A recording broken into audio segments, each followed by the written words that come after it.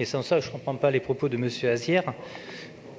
Puisque donc dans la délibération précédente, la DPE 46, tout le monde se mettait d'accord, était content que ce soit une régie qui gère donc l'eau à Paris, et que là donc on est sur une concession privée, donc en l'occurrence à Engie, que ce soit la CPCE ou Climespace, et qu'en fait donc il n'y a pas du tout de dissension au sein de la majorité sur ce point, puisqu'il y avait une alliance entre vous et le Parti socialiste sur le maintien donc de la concession privée.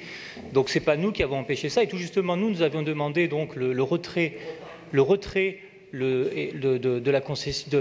la délibération au dernier Conseil de Paris, de façon à mieux travailler sur le réseau de Climespace, ce qui n'a pas été le cas. Donc ce n'est pas ce sujet-là, donc vous vous trompez totalement dans votre raisonnement.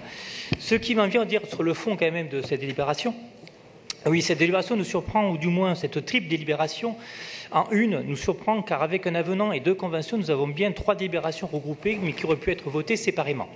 Nous avons voté en juillet le principe de la délégation de service public pour le réseau de production, de transport, de stockage et de distribution d'énergie frigorifique. Et aujourd'hui, on nous propose un avenant de prolongation de la dite DSP. Nous avions protesté en juillet contre le fait de ne pas avoir un débat séparé sur le sujet, plutôt que de le noyer dans une communication générale sur le rafraîchissement de la ville. Nous n'avions pas pu à l'époque exprimer notre position sur le devenir de la DSP Climespace.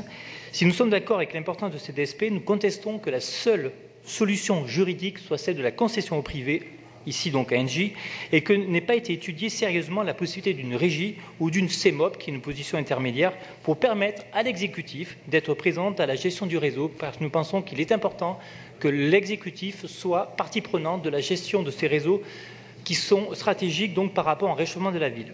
Le rajout de ces 3 conventions montre bien que nous ne sommes pas dans une stratégie globale, mais dans une stratégie segmentée au fil de l'eau, où au fil de l'eau, on rajoute des éléments au lieu d'avoir une vision globale. L'avenant de prolongation de la DSP est surprenant.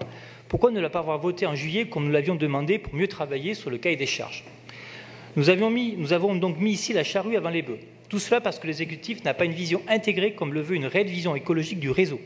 Il faudrait au préalable avoir le schéma directeur interénergie de la ville, multi-énergie de la ville, pour mieux intégrer le réseau de froid à l'intérieur, pour éviter tout effet rebond et tenir compte des lois de la thermodynamique. En effet, produire du froid, c'est consommer de l'énergie, et si le réchauffement de la ville devait entraîner une consommation plus importante d'énergie, nous risquerions alors de tomber dans un cercle vicieux où combattre le réchauffement entraînerait une émission plus importante de gaz à effet de serre à l'origine du réchauffement.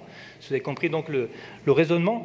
Donc voilà, donc on est quelque chose, on veut lutter contre quelque chose, et en fait on participe donc à ceux contre quoi on lutte. Donc ce n'est pas du tout écologiste. Nous marchons donc sur la tête car vous mettez en œuvre une gestion en silos séparés.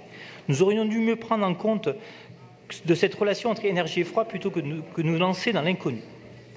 La convention de fourniture d'énergie frigorifique à la centrale PNE, donc c'est la 2e convention, à Climespace est stratégique car se basant sur la géothermie, elle permet de respecter une trajectoire zéro carbone pour 2050.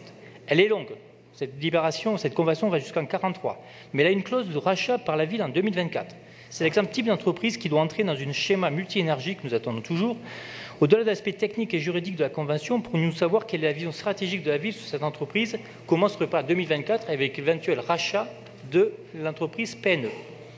La 2e convention de transfert de services de distribution d'énergie calorifique à la CPCU et à Climespace, 2 concessions gérées par Engie en passant, nous interroge également. Nous aurions par ailleurs eu à avoir accès aux annexes citées. Il y a au moins 6 annexes qui sont citées, mais qui ne sont pas sur ODS. Et c'est dommage parce qu'il y avait des éléments assez intéressants dans ces annexes. Nous allons avoir des précisions sur les 7 groupes électrogènes nécessaires à la production d'énergie, leur nature, leurs âges, leur bruit. Tout cela montre une nouvelle fois qu'une approche segmentée n'est pas adaptée au sujet énergétique.